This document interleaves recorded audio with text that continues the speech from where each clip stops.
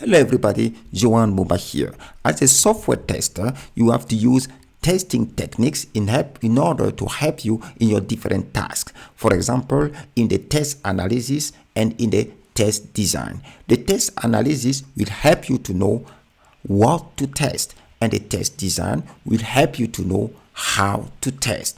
And the test techniques are really interesting because they will help you to develop a small but sufficient set of test cases to achieve your goals, and in a systematic way. All right, and today we will focus on a test technique that is called equivalence partitioning. Equivalence partitioning is a black box techniques because we have three categories or test techniques. You have the black box test techniques, you have the white box test techniques, and you have the experience-based test techniques. And the equivalence partitioning is a black box test techniques. It is also known as the specification-based techniques. It means that you don't need a knowledge of the internal structure of your software in order to test them.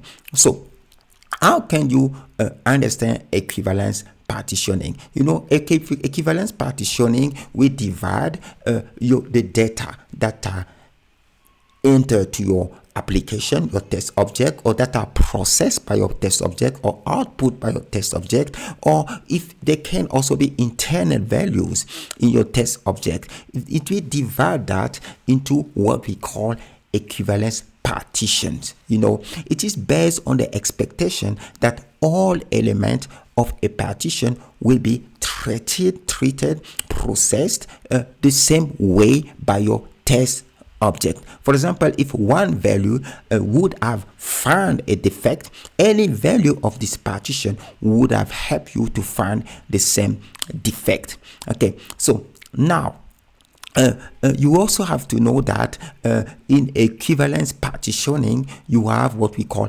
valid partition and invalid partition. And the definition of both of valid and valid might be different depending on your application, but this is one way you can see that.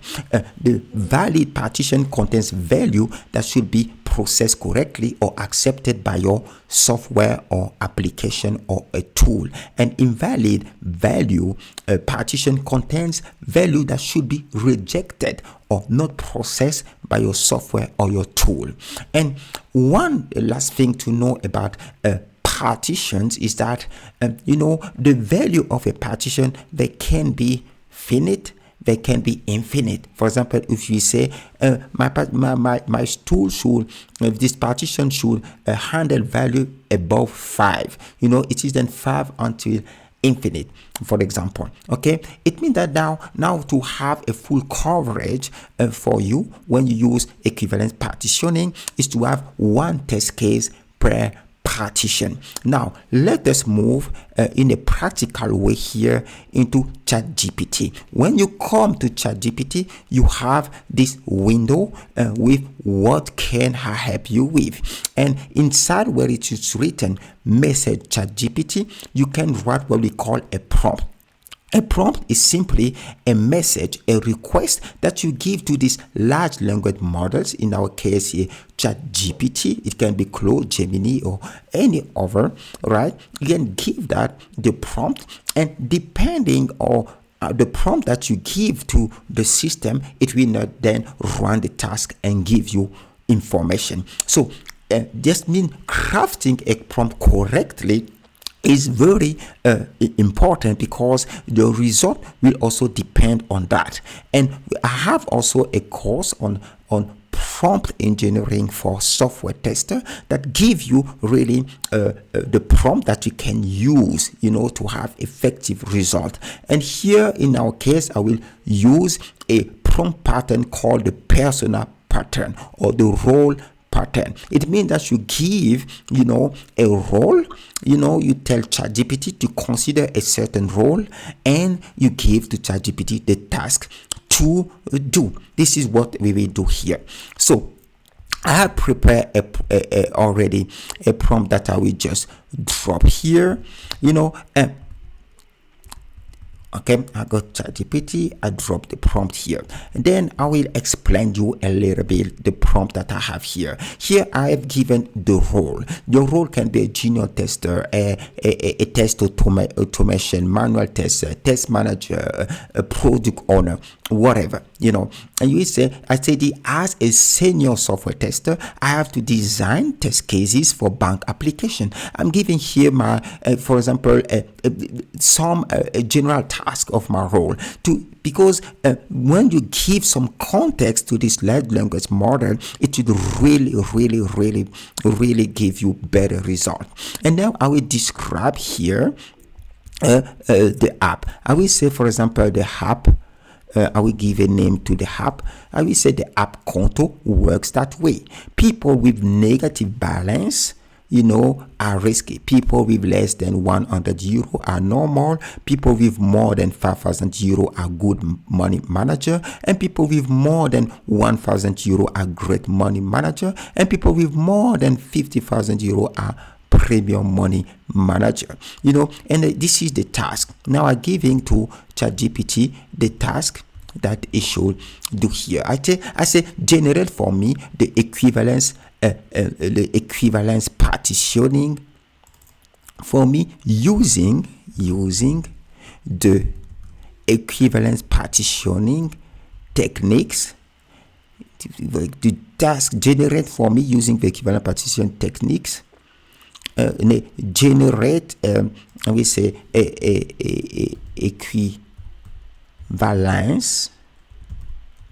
equivalence partitions for me using the equivalence partitioning technique and a test case per equivalence partition. You see, so I'm asking here ChatGPT, I'm giving ChatGPT how my app is working, and I ask ChatGPT to give me, equivalence partitions, and also a test case, so a representative test case for each partition. It means that if I then if I run this test, each test using it can be manually or it can be through a test automation script, for example, and then I can have 100 coverage regarding to my partition here. So let us go now. Okay, now I will run the prompt action, execute here, and now I have result here. It's saying me equivalence partitioning is a technique used in software testing to divide input data into valid and valid partition, etc. The things I've told you already. So if you see here, now I have the equivalence partitions. You see it detected that here I can have value and that are smaller than 0, value between 0 and 100. You see a good money manager, you see, and here I have 5 partition, and I see that is really great. I have a good result here. This is really amazing what I have right away in a couple of minutes. And now it will derive for me, a test case. Look, for the first one I have a representative test case from minus 500 euro. Okay, and over one, test cases, for the second partition between 0 and 100. You see, I have here 50 euro as representative between 5,000, and 10,000. We have here. And then here, that's amazing, we have here a summary, we have balance here, which is cover. And there is something that I've noticed here.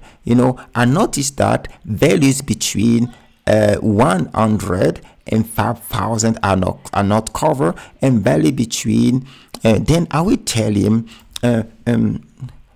also cover, values between 100 and 5,000 euro.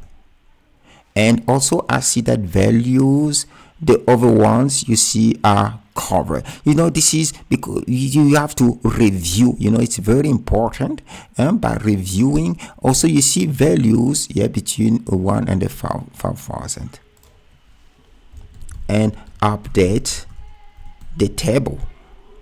You see, it's very important because what you do with ChatGPT, it is a conversation, and it added me over. You see here over. You see over values here. Now it's staying between 100 and 10,000. Low balance. And here it created me, it suggested me otherwise moderate balance. You see here, and I see, let's say these suggestions are fine for me, and it will then update here. You see, you have the different partitions here and the test value. And I want, for example, ChatGPT. You see here, ChatGPT consider that I can give any type of amount, and I will tell ChatGPT, in order to have, for example, valid and invalid partitions, I will say the app Conto does not accept negative balance below for example, minus 20,000 euro, and no balance above, for example, 500,000 euro. Update the table with also invalid partitions. Okay, now I'm telling ChatGPT, okay, please, there are some values. It say now it's telling me valid partition. You say here, and below minus to 20,000, these are invalid partition, and above here, this is also an invalid partition. And now I have a updated table that is really great, right? Really great. I can even tell ChatGPT, okay, now that's fine for me. Okay, I will say to finish here, as a bonus, I will now create for me a test script using, for example, a test script in Python using PyTest to cover all of them.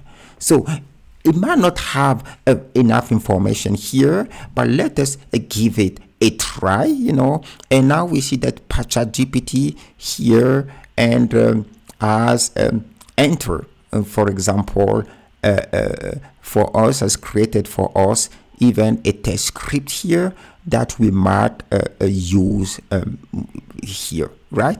Okay, so it is possible now in my coding experience even to reuse that. I will tell use another framework, for example. So you see here, we did use here ChatGPT to do some test design. So this is how to test. This is a powerful technique, equivalence partitioning, that is used in software testing. And using ChatGPT or a large language model using AI can really boost, make you more effective and efficient. You see, in how much time you are able to derive, to create, a small set of test cases, but that is sufficient, to achieve one goal here, for example, for us. And we can also do that with other testing techniques. I wish you a nice day. I hope it has motivated you to look into that and have a look to my prompt engineering course for software tester. I will show you how to efficiently take advantage, of this large language model. Happy testing. Bye bye.